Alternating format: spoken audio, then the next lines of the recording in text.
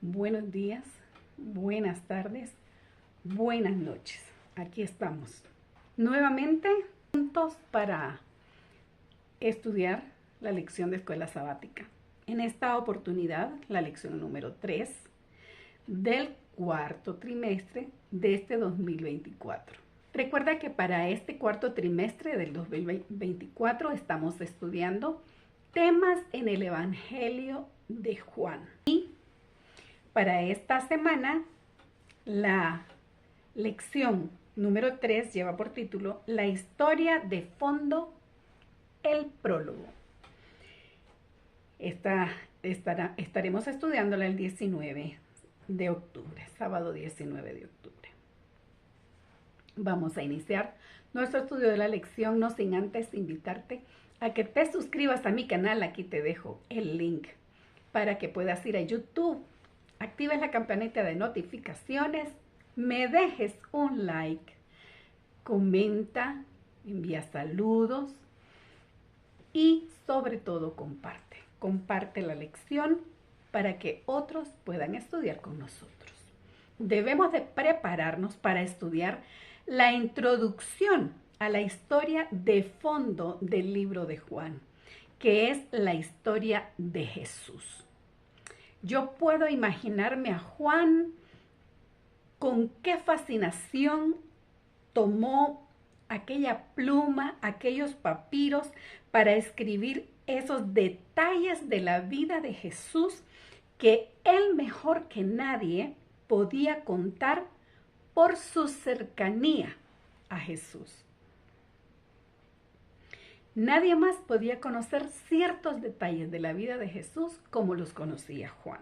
Ese gran privilegio, esa experiencia maravillosa va a ser parte de nuestras vidas en este estudio que vamos a llevar acerca de la historia del fondo, el prólogo. Y vamos a comenzar con el texto para esta semana, que se encuentra en Juan 1:1, que dice: en el principio existía el verbo, y el verbo estaba con Dios, y el verbo era Dios.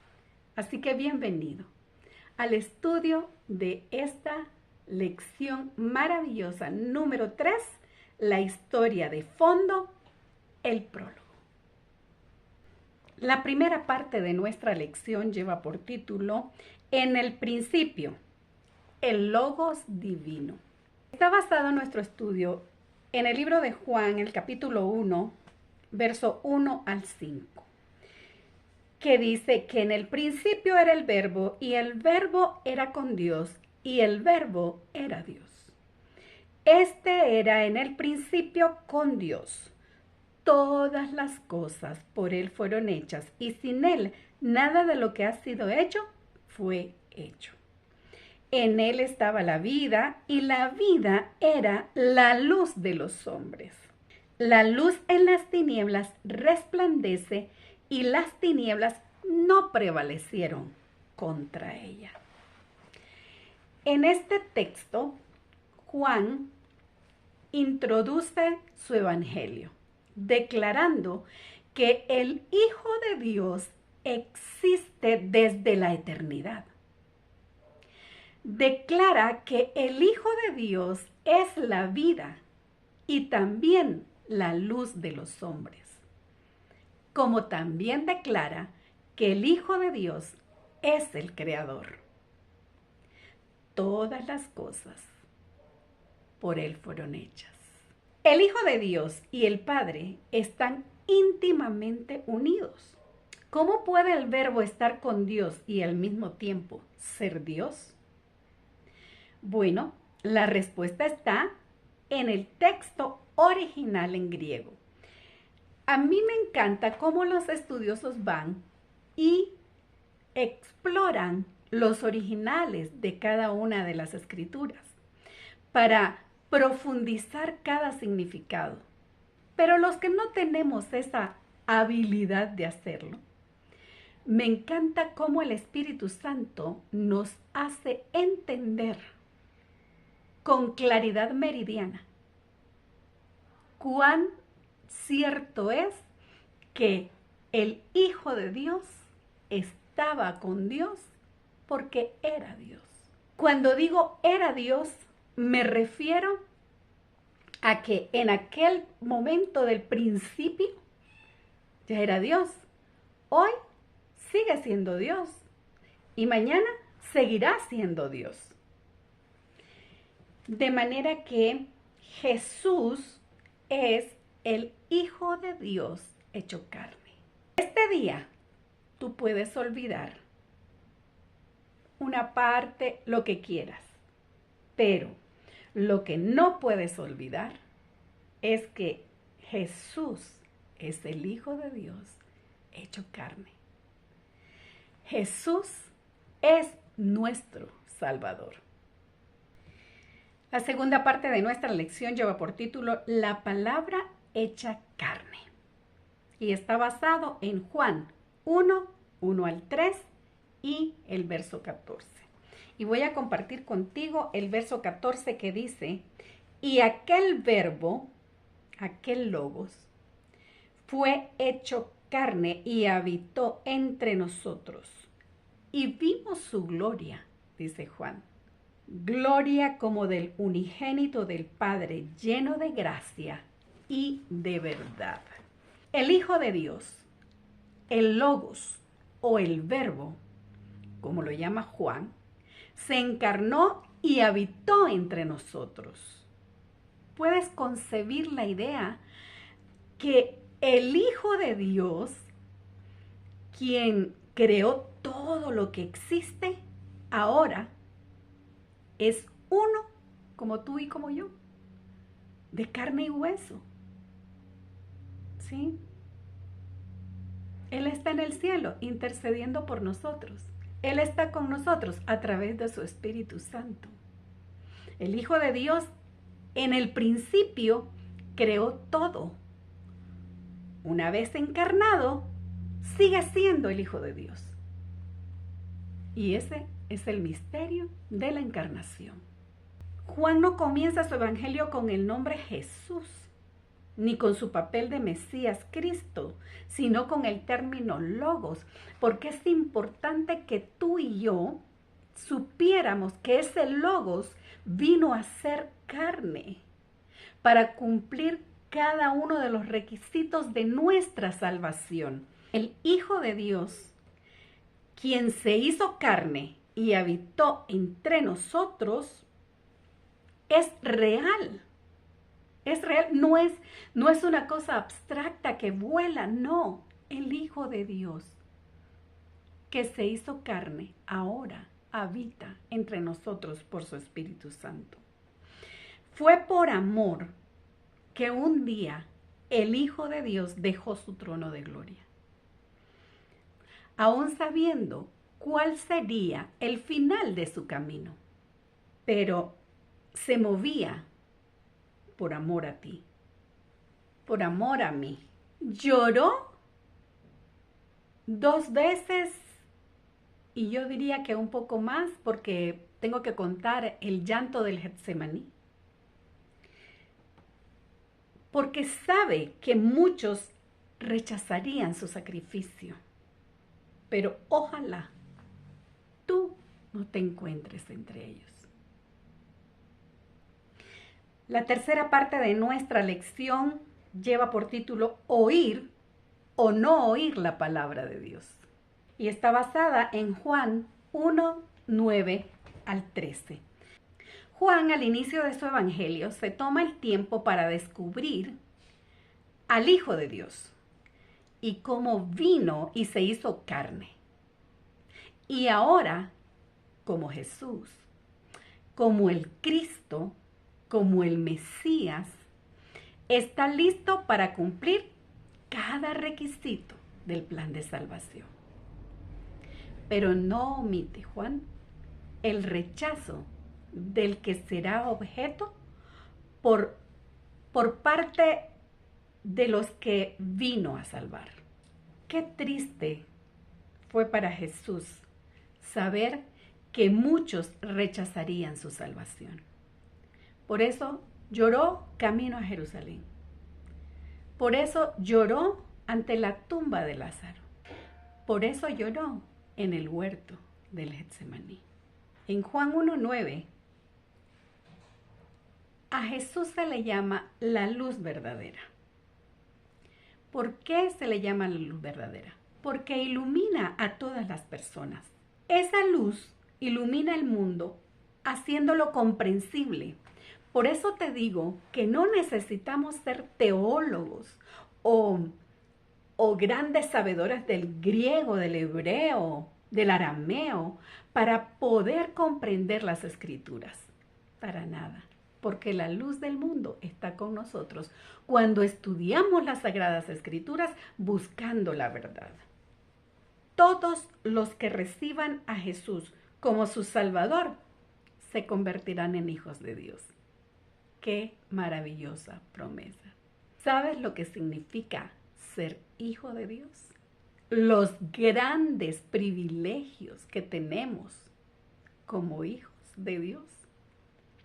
Jesucristo no dejó de hacer una sola cosa, por mínima que fuera, para que creamos en Él. Porque recuerda que el que cree en el Señor Jesucristo será salvo. La cuarta parte de nuestra lección lleva por títulos temas que reaparecen. Creer o no creer. Está basada en varios versículos del Evangelio de Juan. Por ejemplo, Juan 3:16, muy conocido. Y lo lees hasta el 21, Juan 9:35 al 41 y Juan 12:36 al 46. Es importante que leas estas citas porque allí está la consecuencia de creer o no creer. Yo te lo voy a resumir, pero tú léelo en tu casita. El primero que nosotros debemos de mencionar es que el que cree es salvo. Así dice Juan 3:16, para que todo aquel que en él crea no se pierda, mas tenga vida eterna. Luego está que el que cree no es condenado, pero el que no cree ya ha sido condenado. Por eso siempre te digo que cuando Cristo venga, Él no viene a condenar a nadie. Él simple y sencillamente viene a pagar conforme a lo que nosotros escogimos. Luego, el que cree, lo adora. El que dice que cree en Él, pero no hace lo que Él dice, en realidad es como un ciego. No cree, no mira espiritualmente lo que el Señor quiere de cada uno de nosotros. El que cree es hijo de luz. El que cree en Jesús, cree en el Padre. Importantísimo. ¿Crees en Jesús? Crees en el Padre. ¿No crees en Jesús? No digas que crees en Dios, porque no crees en realidad. Porque como le dijo a Felipe, el que me ha visto a mí, ha visto al Padre. Si me conocieran a mí, conocerían a mi Padre. La humanidad parece que está dividida en dos grupos. El grupo de los que creen en Jesús, de los que lo aceptan como Mesías, ¿sí? Por ejemplo, ahí podemos contar a Nicodemo, a la mujer samaritana, a aquel ciego de nacimiento, pero también está el otro grupo, los que deciden no creer. Los que deciden no creer aunque estén viendo las cosas, pero no quieren creer. Ahí tenemos en ese grupo a los dirigentes religiosos de aquel tiempo, del tiempo de Jesús, y algunos de nuestro tiempo también. Tenemos aquella gran multitud a la que Jesús dio de comer, pero que cuando supo lo que Él pedía de ellos para que fueran fieles, mejor se retiraron. Incluso uno de sus discípulos, Judas, fue uno de estos que decidieron no creer. Juan decide utilizar no el sustantivo fe, sino que decide utilizar el verbo creer. ¿Por qué Juan decide utilizar el verbo y no el sustantivo? Porque el verbo implica acción y el sustantivo no es más que una palabra. Sin embargo, debemos de recordar que sin fe es imposible agradar a Dios. Pero para que haya fe y nosotros digamos que la tenemos es porque la fe está haciendo algo en nosotros que se nota. Ser creyente en Jesús es algo que hacemos y esto se expresa en cómo vivimos y no solo en un conjunto de creencias. Como sabemos, el diablo también cree en Dios, pero en realidad no tiene fe. Fe es un sustantivo. Creer es el verbo de la fe. Tal vez por eso Juan prefirió usar la acción y no el sustantivo. Yo te invito a que cuando quieras decir que tienes fe en Jesús, uses la acción y no el sustantivo. La quinta parte de la lección lleva por título Temas que reaparecen. Ahora el tema de gloria. Y vemos a Jesús en Juan 17, 1 al 5. Este capítulo es maravilloso, tienes que leerlo, porque es la oración de Jesús por él, por ti y por mí. Jesús está orando al Padre porque necesita que le dé fuerza para pasar por el momento que se le acerca. Juan describe quién es Jesús y qué está haciendo. Y el estudio de este día se centra en el argumento divino cósmico que también se encuentra en el Evangelio de Juan. Jesús es presentado como el Hijo divino de Dios, el creador del universo, aunque le cueste a muchos creer. Recuerda que si tú no crees en Jesús, no crees en el Padre tampoco. Una vez más, todo lo que antes no existía, pero llegó a existir, se hizo a través del Hijo de Dios.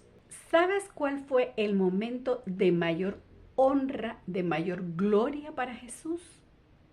La cruz del Calvario. Y por eso Jesús oró en Juan 17, para que el Padre lo llenara de fuerza, no al Hijo de Dios, a Jesús, el Hijo de Dios encarnado, para que tuviera fuerza para llegar a ese momento. En el plano humano, Jesús murió en agonía como un criminal despreciado, como un criminal débil que clamaba, Dios mío, ¿por qué me has desamparado? Este lado humano y oscuro de la cruz lo presentan especialmente Mateo y Marcos. Pero el lado glorioso de la cruz se presenta especialmente en Lucas y en Juan. Y lo más lindo es que se presenta ese lugar glorioso como el lugar de salvación, de misericordia, y donde el Hijo de Dios se entrega a su Padre. ¡Qué ironía más grande! La mayor gloria de Dios se revela en su mayor vergüenza: cargar con los pecados del mundo. Mientras hayan personas que acepten a Jesús como su Salvador, la cruz es el mayor momento de gloria para el Hijo de Dios. El Hijo divino de Dios, que una vez encarnado vino a ser Jesucristo, existió desde la eternidad. Una persona en sí y sin embargo, uno con el Padre. Era la gloria máxima del cielo. Era por derecho propio el comandante de los seres inteligentes y recibía el homenaje de adoración de los ángeles. Jesús dijo, pero yo, cuando sea levantado de la tierra, atraeré a todos a mí mismo. Cristo tiene que ser revelado al pecador como el Salvador que murió por los pecados del mundo. Y siempre que los seres humanos, animados de un sincero deseo de hacer el bien, hacen un esfuerzo por reformarse, es el poder de Cristo el que los está atrayendo. Una influencia de la cual no se dan cuenta que actúa en su interior. Su conciencia se vivifica y su conducta externa se enmienda. Y cuando Cristo los induce a mirar a la cruz y a contemplar a aquel que fue traspasado por sus pecados, el mandamiento se graba en su conciencia. Es maravillosa la obra de transformación que realiza el Espíritu Santo mientras cada día contemplamos a Jesucristo, contemplamos al Hijo de Dios humanado, pero más que eso, contemplamos a Dios mismo clavado en la cruz del Calvario. Cada día que nos tomamos el trabajo para contemplar a Jesús clavado en la cruz por mis pecados, el Espíritu Santo va realizando esa obra maravillosa de transformación. Hemos terminado el estudio de esta semana. Fue maravillosa, fue realmente enriquecedora y ojalá que este estudio nos ayude y nos motive a seguir buscando en las Sagradas Escrituras, a seguir leyendo página por página este libro precioso, para que el Señor nos enseñe cuánto amor ha dado por nosotros. Así que te espero la próxima semana.